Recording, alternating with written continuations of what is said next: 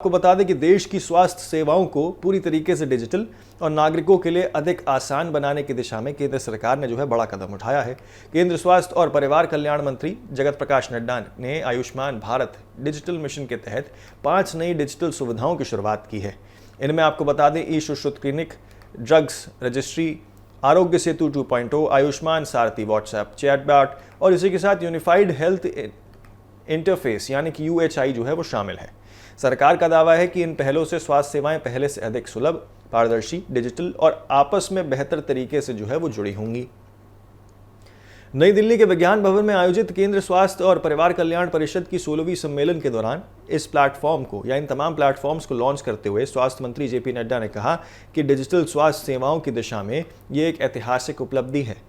उन्होंने कहा कि इन नई सुविधाओं के जरिए आम नागरिकों को तेज, सुरक्षित और बेहतर स्वास्थ्य सेवाएं उपलब्ध कराई जाएंगी। मंत्री ने यह भी कहा कि प्रधानमंत्री नरेंद्र मोदी के नेतृत्व में पिछले 12 वर्षों में देश के स्वास्थ्य क्षेत्र में व्यापक बदलाव हुए हैं और डिजिटल हेल्थ मिशन उसी परिवर्तन का बहुत ही महत्वपूर्ण हिस्सा है। इन 5 सालों में या इन 5 पहलों में आपको बता दें कि सबसे अधिक चर्चा वो आयुष्मान सारथी व्हाट्सएप चैटबॉट की हो रही है। अब पात्र लाभार्थी केवल व्हाट्सएप के जरिए आयुष्मान भारत प्रधानमंत्री जन आरोग्य योजना से जुड़ी सेवाओं का या जितनी तमाम सेवाएं हैं उनका लाभ उठा सकते हैं। इस सुविधा के माध्यम से लोग अपनी पात्रता जांच सकेंगे, नया आयुष्मान कार्ड बनवा सकेंगे, पहले से बना कार्ड डाउनलोड कर सकते हैं और आधार लिंक कर सकते हैं और इसी के साथ इलाज से जुड़ी जानकारी वो भी देख सकते हैं। इसके अलावा सूचीबद्ध अस्पतालों की जानकारी, शिकायत दर्ज करने और डिस्चार्ज के बाद फीडबैक देने जैसी सुविधाएं भी इसमें शामिल हैं और एक ही प्लेटफॉर्म्स पर उपलब्ध होंगी।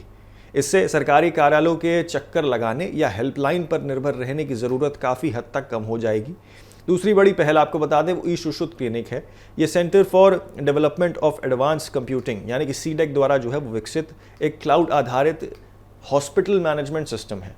इसे विशेष रूप से छोटे क्लिनिक्स, मध्यम स्वास्थ्य केंद्र और इसी के साथ स्वास्थ्य और कल्याण केंद्रों और उप केंद्रों के लिए वो तैयार किया गया है। इस प्लेटफॉर्म के जरिए मरीजों का पंजीकरण, बिलिंग, क्लिनिक और रिकॉर्ड रिपोर्टिंग और स्पीच टू टेक्स्ट जैसी सुविधाएं वो उपलब्ध कराई जाएंगी इस सिस्टम में। जिन संस्थान या फिर यूँ कहें कि जिन स्वास्थ्य संस्थानों के पास IT इंफ्रास्ट्रक्चर नहीं है उनके लिए भी ये सिस्टम बेहद सरल और उपयोगी बनने वाला है। सरकार के अनुसार देश भर में तकरीबन 800 से अधिक स्वास्थ्य केंद्र पहले से ही डिजिटल प्लेटफॉर्म से जुड़े चुके हैं। राष्ट्रीय स्वास्थ्य प्राधिकरण और CDEC के बीच हुए समझौते के तहत ये सॉफ्टवेयर शुरुआती 3 महीनों तक निःशुल्क उपलब्ध कराया जाएगा। इसके बाद 5 यूजर्स तक के लिए मात्र 299 प्रति माह की यहाँ पर रियायत दर पर सेवा उपलब्ध कराई जाएगी, जिससे छोटे क्लिनिक्स भी आसानी से डिजिटल स्वास्थ्य प्रबंधन अपना कर सकते हैं। सरकार ने ड्रग रजिस्ट्री पर भी यहाँ एक नई चीज़ लॉन्च की है और ड्रग रजिस्ट्री भी लॉन्च करते हुए जिसे देश भर में एक दवाओं का यहाँ मानवाधिकार माना जा रहा है और आपको बता दें कि दवाओं का मानकृत यानी कि डिजिटल डेटाबेस इससे तैयार होगा। इस रजिस्ट्री में फिलहाल 1,23,000 से अधिक यहाँ पर ब्रांड्स या ब्रांडेड दवाएं वो शामिल हैं, जबकि 10,000 से ज़्यादा जेनेरिक दवाएं और लगभग 29,000 औषधि सामग्रियों का विवरण दर्ज किया गया है। इसका उद्देश्य सभी अस्पतालों और डिजिटल स्वास्थ्य प्रणालियों में दवाओं की एक समान पहचान सुनिश्चित करना है, दवा संबंधी गलतियों को कम करना और ई-प्रिस्क्रिप्शन सहित विभिन्न स्वास्थ्य प्लेटफॉर्म्स के बीच बेहतर तालमेल स्थापित करना है। कोविड महामारी के दौरान चर्चा में रहा आरोग्य सेतु ऐप अब नए स्वरूप में आरोग्य सेतु 2.2 बनकर गया है। अब ये केवल संक्रमण से जुड़ी जानकारी देने वाला ऐप नहीं है, बल्कि आपको बता दें व्यक्तिगत डिजिटल हेल्थ रिकॉर्ड प्लेटफॉर्म्स के रूप में काम करेगा। इसके जरिए उपभोक्ताओं या फिर यूँ कहें कि जितने भी इसके उपयोगी हैं वो अपना आभा अकाउंट वो बना सकते हैं और संचालित कर सकेंगे। मेडिकल रिकॉर्ड सुरक्षित रख सकेंगे, AI की मदद से रिपोर्ट अपलोड कर सकेंगे, स्मार्ट डाइवर्जन या डिवाइस के जरिए वो स्वास्थ्य मानकों की निगरानी कर सकेंगे और दवाओं के यहाँ पर रिमाइंडर भी प्राप्त करेंगे।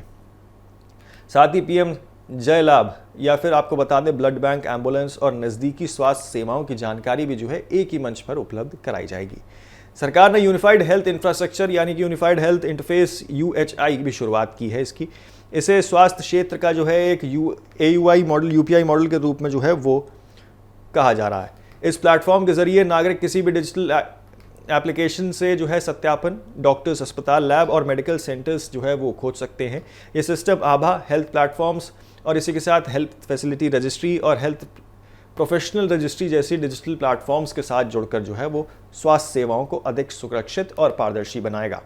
स्वास्थ्य मंत्री जेपी नड्डा ने कहा है कि इन 5 डिजिटल पहलों से देश के एक मजबूत, एकत्रित और नागरिक केंद्रित डिजिटल हेल्थ इंफ्रास्ट्रक्चर जो है वो तैयार होगा, जिससे गुणवत्ता स्वास्थ्य सेवाएं अधिक तेज होंगी, सुलभ होंगी और ज़्यादा प्रभावी ढंग से जो है वो लोगों तक पहुंच सकती हैं।